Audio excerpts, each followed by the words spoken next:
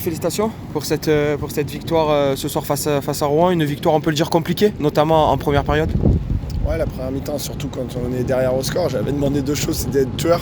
Je crois que sur nos premières situations, on ne l'est pas du tout. Et j'avais dit que c'était l'équipe la plus performante sur coup de pied arrêté et qu'on se mette un challenge, c'est-à-dire de ne pas prendre de coup de pied arrêté cette année.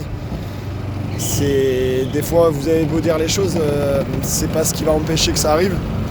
Et il faut savoir que c'est une équipe redoutable sur ce genre de situation.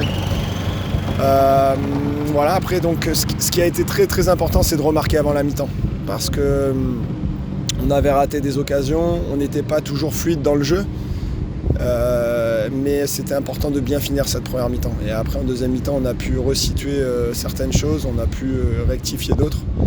Et je pense aussi que l'état d'esprit, on a réussi à jouer tous ensemble, à défendre et attaquer tous ensemble, c'était très important. Je pense qu'en première mi-temps, il y avait des difficultés à jouer ensemble, la même partition. Ils nous ont aussi rendu la tâche difficile avec leurs contres, ils ont très bien joué les contres.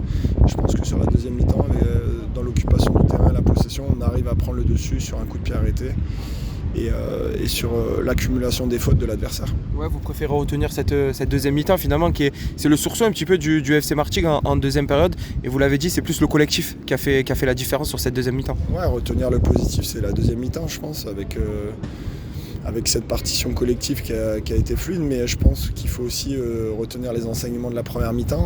On va faire attention à ça parce qu'on l'avait ciblé et on s'est fait un petit peu contrer par rapport à ce qu'on avait mis en place. Ouais, les individualités aussi qu'on fait la différence, et les entrées aussi de Walid Orinel qui marque ce troisième but, même si voilà, Rouen évoluait à 9 contre 11 au moment du 2-1. On ne sait jamais comment se situer, et là ce troisième but il libère quand même tout le monde. Ouais, il y a des conditions qui sont parfois difficiles techniquement et des conditions de jeu à mettre en place.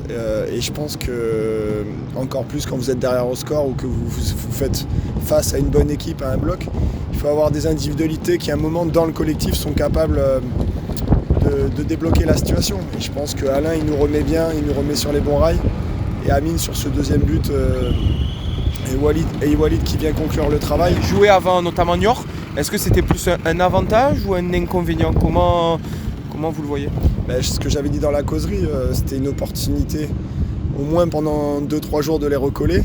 La semaine dernière c'était le contraire, ils avaient joué avant nous, donc il y avait un peu de pression aussi.